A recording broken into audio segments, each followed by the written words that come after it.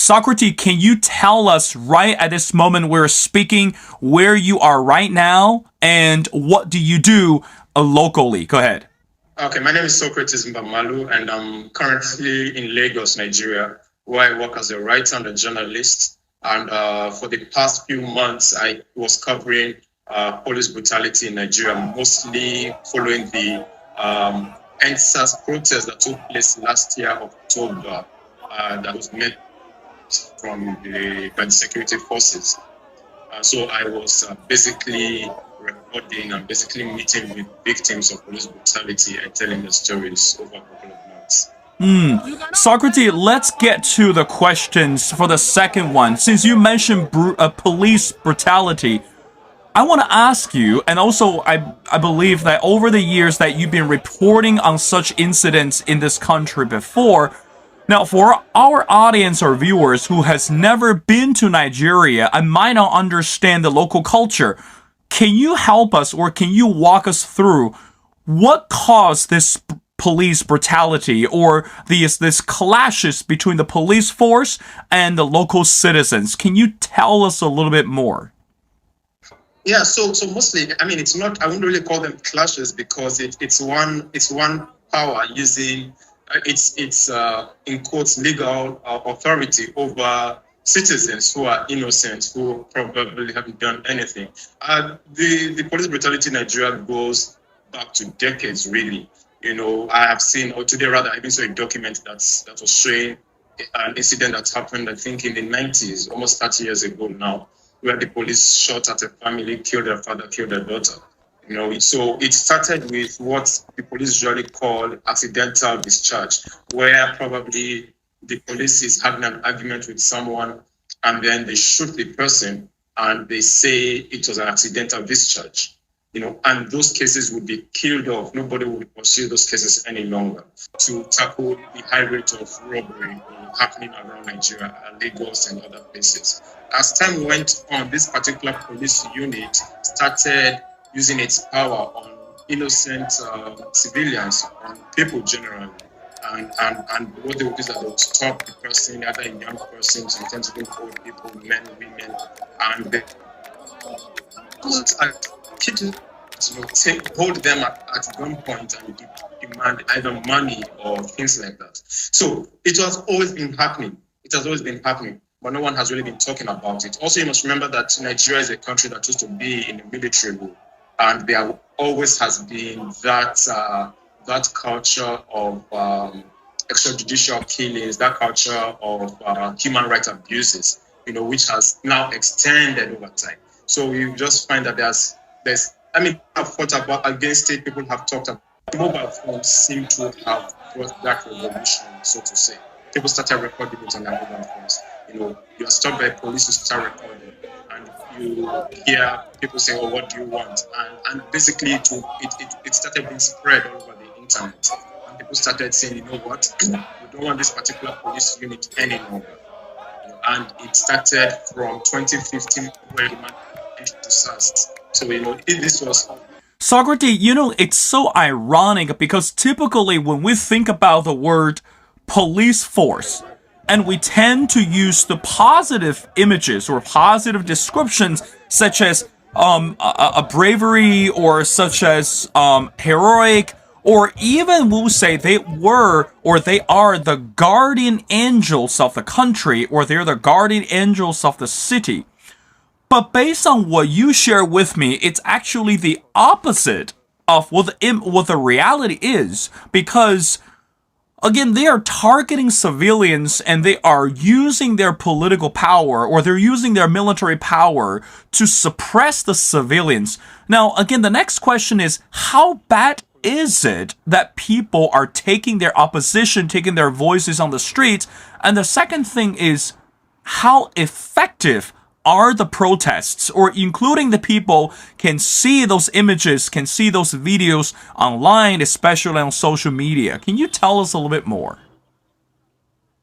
Yeah, it is quite, to be honest, it is bad.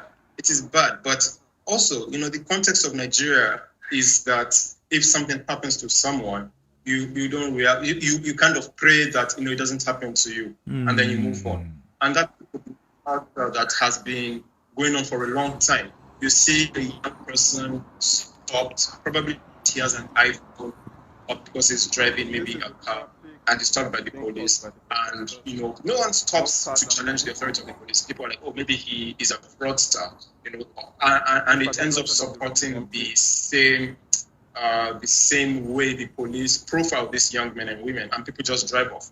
But over time, there have been stories. People keep hearing stories. Oh, I know a friend was taken by the police. So it has brought a lot of distrust in such a way that anyone that's positioning themselves as an activist is seen as positioning themselves as wanting to rub shoulders with power and position themselves for juicy appointments later on in the future. And this is a trend we have seen all over. But coming back to your question of how bad it is quite bad.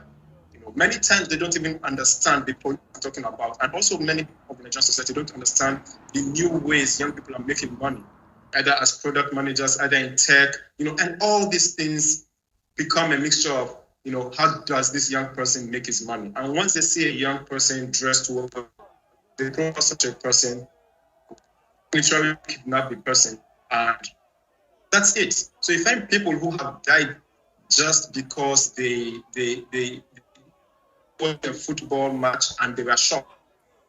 I know that's kind of story. And you find that it doesn't change over time. So over time, it's gotten worse. Over time, it's become more recorded. And because it's become more recorded, people have started reacting more to it. And people have started seeing the frequency with which these videos show up on their timeline. And then people start saying what is happening. The police can keep doing this, the police can keep doing that. And what really, and what sparked protests, especially recently in Nigeria, was that the police stopped someone in a different part of city in Nigeria here. And it was recorded. The police took the person's car, they shot at the person didn't die, but they took his car, and I think the next day, protests were called for. Now, usually, because of the lack of trust, which has been there over the time, people didn't really come out. I think there were probably 50 people or 20 people, and no one really came out. The second day it continued, and this protest was actually supposed to last for only 3 days.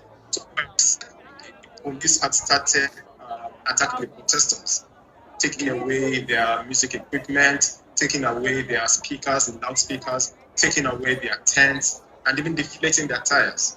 Now, what this led to was it led to the hashtag being used more on Twitter.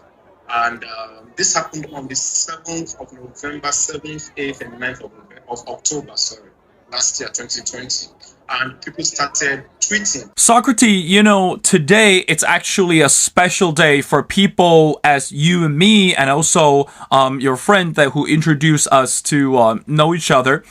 Today's the day that we always celebrate what we called International Journalistic Day. So in other words, that we really celebrate the people as you and also as your friend Oluwa Tosin, who is a journalist, reporting the news on the ground. Now, I have 2 more questions before letting you go. The next question is, it takes courage and it takes brevity to write and to report the news regarding what's happening in your country. What motivated you to tell such story, or what encouraged you to write the truth and allow not only people in Nigeria, but also the readers and viewers outside your country to understand the brutality from the police and the corruption within the military and also the distrust towards the government? Can you share with me a little bit?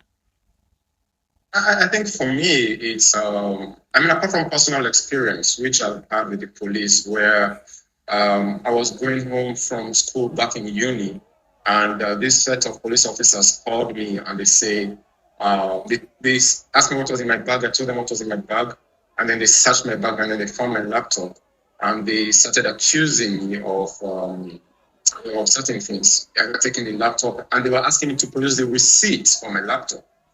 And at that point in time, I didn't have the receipts. The laptop was bought for me by someone, and why should I be walking around receipt showing that I own a laptop. Yes. So, I mean, that was an experience for me. But also, it's because of how I have always written about social justice issues, and the injustice that takes place generally in society, from politicians to the police to the military and things like that. So it's for me it's been a no-brainer to write about this. It's almost second to nature. And one of the things that really pushed me, especially in regards to this, was when I was working for an organization called Foundation for Investigative Journalism, which was set up majorly to deal to write social justice stories. I got to meet few people who were not even in the protests, but who were shot by the police. You know, and this was, I think, 2 days after the NSAS protest. And I felt that we focused a lot on some victims, of that police brutality, and we didn't focus on others.